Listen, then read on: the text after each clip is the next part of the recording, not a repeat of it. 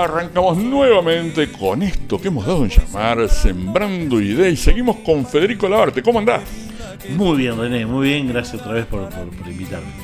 Vamos, al otro día habíamos charlado un poco de las carnes, cómo era la de feedlot, cómo era la de pastura. Ustedes están haciendo todo un proyecto nuevo con la cuestión de volver a la pastura, encima con un precio crítico de la carne, donde se está quedando muy atrás, y el feedlot entonces se hace muy complicado. Bueno, justamente, como estábamos hablando el otro día, habíamos quedado que estamos tratando de darle mucho impulso a la carne producida sobre forraje, a pasto. Carne a pasto, exactamente. Así se denomina nuestro proyecto. ¿Por qué? Realmente, bueno, la carne, ahora nos van a agarrar todos, nos van a decir que estamos locos, pero bueno, la carne productivamente, estamos en el 2023, hoy al productor le están pagando menos que en marzo del 2022. Imagínense que tuvimos un 94,8% de inflación, y al productor le están pagando menos que hace un año atrás. Quiere decir que la cuenta está complicada. Esa cuenta que hace a la ganadería, que es el factor más determinante de producción de nuestra zona, porque nuestra zona es ganadero agrícola. Es una ganadería con un 20 a 30% de superficie que se puede destinar a la agricultura, en general en casi todos los establecimientos. Esto también tiene que ver con el tipo de tierra y con las sierras que están acá, que le dan mucha piedra y que bueno. Bueno, acá tenemos el problema, tenemos problemas edáficos, tenemos problemas climáticos, todo ese combo de cuestiones hacen que nuestra zona sea agrícola ganadera. Esta zona semiárida, que puede ser que un año parezca más a subhúmeda y otro año se parezca más a una árida, bueno, más los suelos, que son suelos son someros, son de poco perfil, no son profundos, hacen que la agricultura sea bastante riesgosa. Entonces, generalmente los productores agropecuarios lo que hacen es tener una mayor cantidad de ganadería que de agricultura. Bien, ahora esta ganadería, como dijimos, hoy atraviesa un proceso por el cual, si bien en nuestra zona es más de cría, o sea, se hace el ternero, y una vez que el ternero a veces se vende directamente en culata de camión y se lleva a la zona donde hace la recría o el engorde, es más de cría que de engorde, pero se hace engorde en nuestra zona. Lo que nosotros estamos tratando es de volver a eso, como dijimos el otro día, a que el engorde se haga a pasto. ¿Qué hace el ternero? El ternero, cuando es chico, cuando está en el vientre de la madre, lo que hace es define la cantidad de células que va a tener cada músculo. Cuando se desarrolla, empieza a generar crecimiento y multiplicación de esas células, pero prácticamente a medida que va creciendo ya no multiplica más células.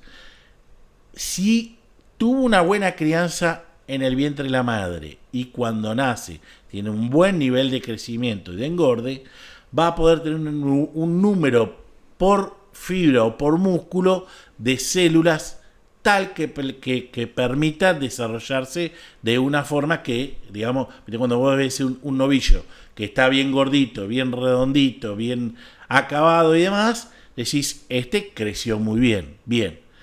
Cuando vos ves un novillo que es pata flaca, que vos ves los cuartos que son angulosos y que no hay forma de que los llene, ese seguramente sufrió de chico y ahora lo estamos queriendo redondear a base de depositarle grasa. Claro. Cuando uno lo quiere redondear a base de depositarle mucha grasa, es absolutamente ineficiente. Nosotros estamos transformando el pasto o el grano que le queremos dar, por más que lo hagamos a feedlot o a pasto, y es absolutamente ineficiente en términos económicos y de tiempos. Digamos que el peso puede llegar a ser adquirido, sí, pero la carne no va a ser buena y además... la relación hueso, músculo y grasa va a ser más hueso que músculo y grasa. Bien. Ese es el tema. Entonces cuando vos lo vas a comer, en realidad va a ser un hueso con poca grasa, poca carne. Habíamos quedado entonces la vez pasada con que había que ver pasturas que tuviesen que ver con las necesidades del animal para cuando estabas entrando al invierno, saliendo del invierno, Habías nombrado 4, el sorgo, la avena. La avena, el centeno, la cebada y el triticale. Y el triticale. Y yo te preguntaba varias cosas. Cuestiones de agroquímicos, cuestiones de rotación del suelo si vos estás haciendo otra cosa, cuestiones de costos, Bien. cuestiones de semilla, que ahora estábamos viendo que iba a ser complicado. Bueno, mira, vos tocaste un tema ahí, el tema de semilla, que es importantísimo. La verdad que la cosecha pasada fue muy mala en toda la Argentina. Todo lo que es centro, desde este a oeste, de provincia de Buenos Aires, norte, este de La Pampa, sur de Córdoba, Entre Ríos, Santa Fe, fue una cosecha para lo que fue la fina muy mala. Eso hizo que, por ejemplo, haya caído estrepitosamente la producción de trigo, y a su vez cayó muchísimo la cosecha de este tipo de granos, pues se cosechan en el mismo momento. La única zona que tuvo una cosecha buena, aceptable, fue Bahía Blanca, 120 kilómetros a la redonda. Puede ser hacia el sur un poquito más, pero en general fue nuestra zona. Todo lo que es el sudoeste, de zona semiárida, árida, y alguna parte de la subhúmeda. Eso, según tengo entendido, es con el corrimiento de a veces de las franjas climáticas, debido a estos cambios climáticos, ya sea por la niña o por el cambio climático, depende de quién te lo digo. Sí, sí, viste que el cambio climático es un factor que algunos, en realidad lo que hace el cambio climático es acentuar los procesos de cada uno de los lugares. Entonces, en nuestra zona acentúa los procesos de aridez o acentúa los procesos de subhúmedo, sequía extrema, de seguida, bueno, y que esos procesos puedan ser más largos también. Entonces pasamos, en el mismo año tenemos un régimen pluviométrico espectacular, donde adentro de ese año capaz tuviste 4 o 5 meses de sequía extrema, como lo tuvimos el año pasado. Nosotros el año pasado tuvimos, creo que fue en mayo, no volvió a llover hasta septiembre, lluvia de algo que significativo. Entonces, todo lo que fue el invierno y la salida del invierno, la pasamos con un estrés importantísimo en justamente los cultivos que estamos hablando, los verdes de invierno. Todo el mundo estaba desesperado con comprar algo de pasto y no estaban había. Enloquecidos porque se quedaban sin pasto, y nosotros sabemos que si nosotros entramos a la primavera y no hay buena lluvia a la primavera, realmente el año está recontra perdido. Entonces veíamos que nuestros verdeos de invierno, que son una base fundamental para la producción, sobre todo la recría de nuestra zona, y el engorde también, no tenían producción. Se estaban quedando. Bueno, pero vamos a lo que es la siembra de esos cultivos. Esos cultivos hay varias formas que el productor tiene de sembrarlo. En primer lugar, cuando uno lo siembra para cosecharlo, se sabe que se cae semilla. Bien, entonces está el famoso verdeo guacho, que en febrero del otro año, cuando empieza a llover, empiezan a hacer la semilla que se cayó, y como es espontáneo, guacho o natural, el productor lo deja porque a veces le pasa una rastra para enterrar un poco la semilla, a veces hace una limpieza con un herbicida como glifosato para matar todo lo que hay, para que no haya tanto nacimiento de plantas, y a veces no hace absolutamente nada. Bueno, en general lo que nosotros hemos medido a lo largo de todos estos años es que ese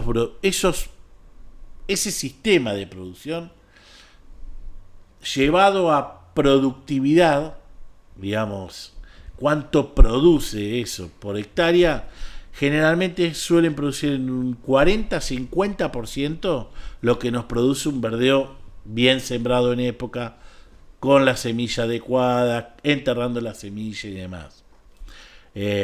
Nunca hemos logrado que igualen la productividad. Y eso tiene varias explicaciones. Por empezar, nosotros, por ejemplo, en una avena nosotros estamos poniendo alrededor de 100 50 plantas por metro cuadrado a 200 plantas por metro cuadrado. Eso llevado a kilos deben ser unos 60 kilos de avena, 70, más o menos. Cuando nosotros tenemos una avena guacha, generalmente esa avena que se fue cayendo, hay alrededor de unos 300 kilos. Suele haber alrededor de unos 200 a 300 kilos de semillas. Entonces, la densidad de las plantas es tal que se genera tal competencia que cada una de ellas nota que tiene poco espacio para generar hoja y para generar raíz, que lo que hace es apurarse para generar descendencia, que es lo único que le importa a cualquier planta. Las plantas nacen y mueren para generar descendencia. En el medio estamos nosotros que tratamos de... la vaca que está tratando de... Bueno.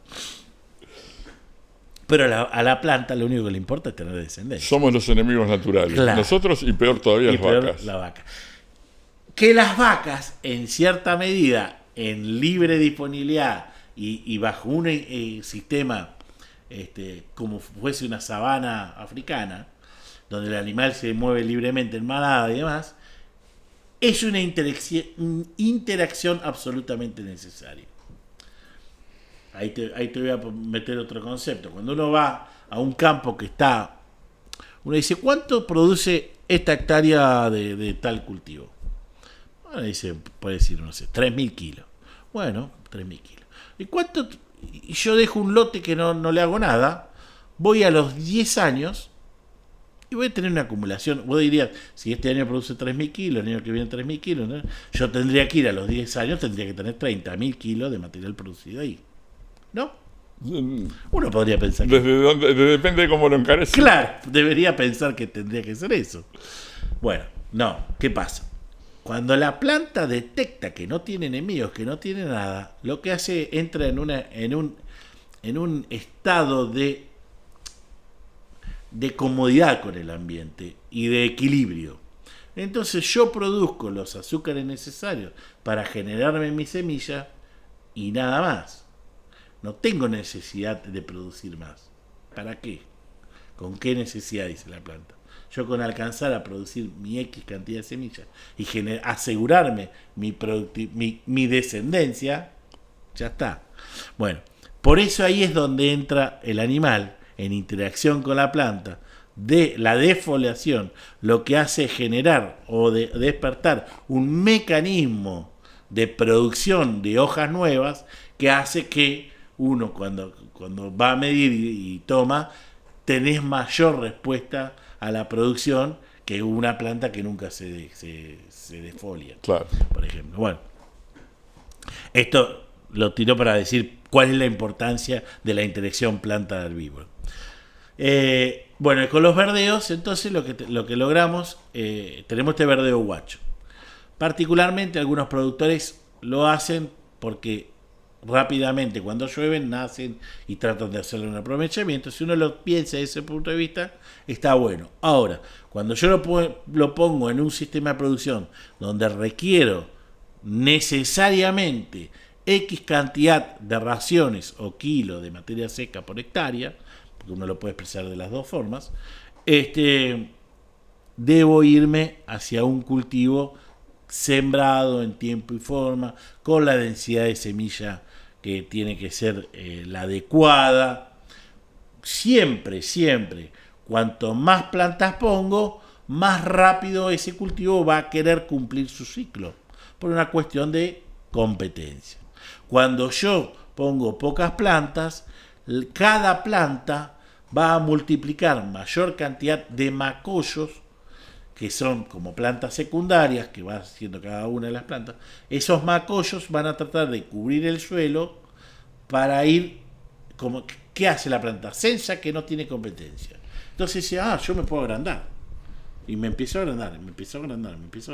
¿Hasta dónde? Y bueno, hasta después ya empiezan a interactuar las cuestiones de radiación, las horas de frío, empiezan a interactuar otras cuestiones.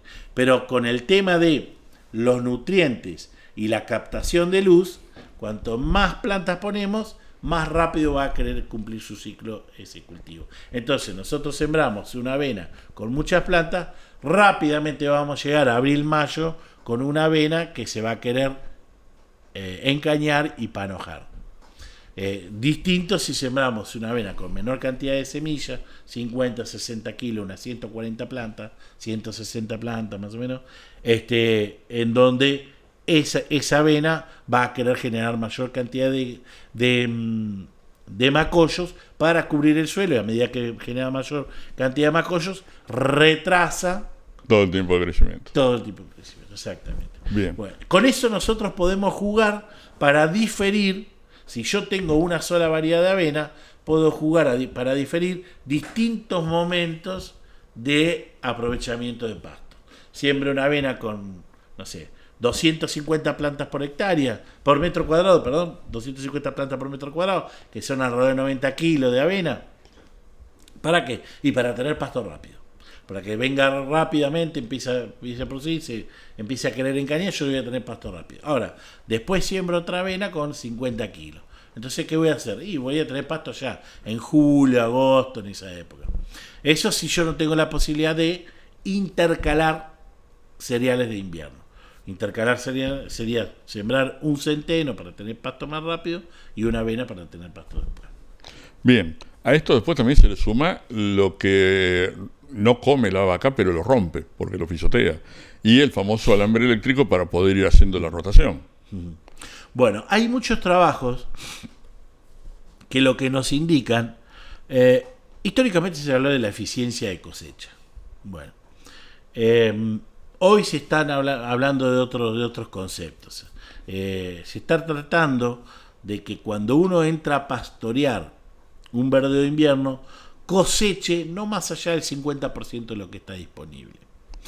De eso vamos a generar dos cosas que son importantísimas. La primera es que evitar que el animal, cuando ande caminando por el lote buscando, comiendo, y con el alambrado eléctrico lo vayamos llevando, pise sobre el suelo desnudo. Porque al pisar sobre el suelo desnudo genera compactación y sellado.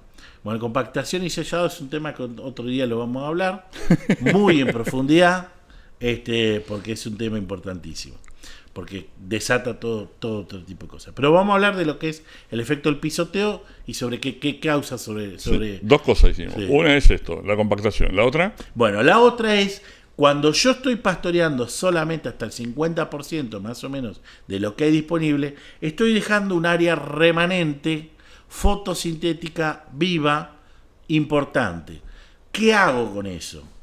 Cuando yo retiro al animal, esa planta que quedó con bastante área fotosintéticamente activa no necesita removilizar ni azúcar, ni nutrientes, ni nada, para extender hoja, para fotosintetizar y empezar a producir más azúcar, sino que tiene la maquinaria en funcionamiento continuamente y va produciendo y fotosintetizando azúcares continuamente. Si yo vale decir, crece más rápido. Crece más rápido. Perfecto. Al crecer continuamente, por cada milímetro que le cayó y por cada nutriente que yo le fui echando, va a ser mucho más eficiente.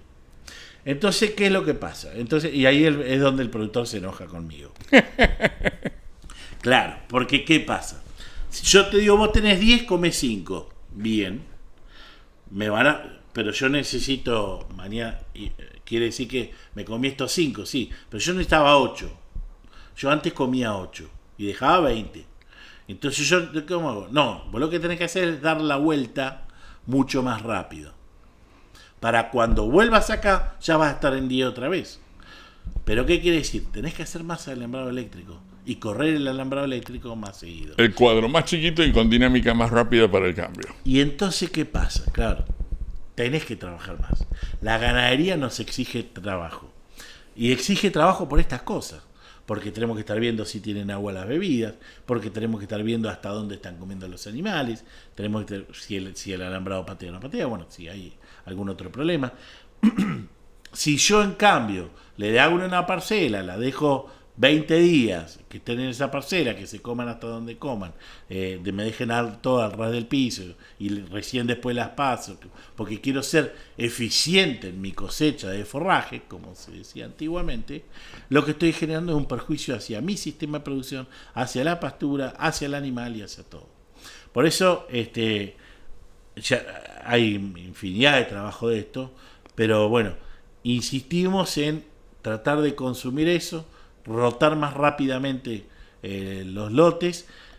Siempre cuando estamos comiendo, comemos más hoja que tallo. Al comer más hoja que tallo estamos consumiendo algo de mayor calidad para el animal. Entonces las ganancias de peso que podemos encontrar también son mayores. Por ejemplo, si estuviésemos comiendo con una vaca que está dando leche, estamos consumiendo un producto que tiene más proteína. La proteína activa la bajada de la leche, entonces va a ser mucho más la leche que me va a dar que si yo lo voy obligando mucho más abajo. Con lo cual para la cría de los terneros y todo va a ser mucho mejor. Entonces el sistema se beneficia. El único que no se beneficia es que tiene que cambiar. Que labura. Bueno, Fede, gracias a vos como siempre y nos vamos. Y bueno, hasta el próximo capítulo de Sembrando Ideas, el trabajo que hacemos entre el 88.7, el INTA y Cultura TQT. Nos vemos. Si el tiempo me acompaña, la cosecha llegará.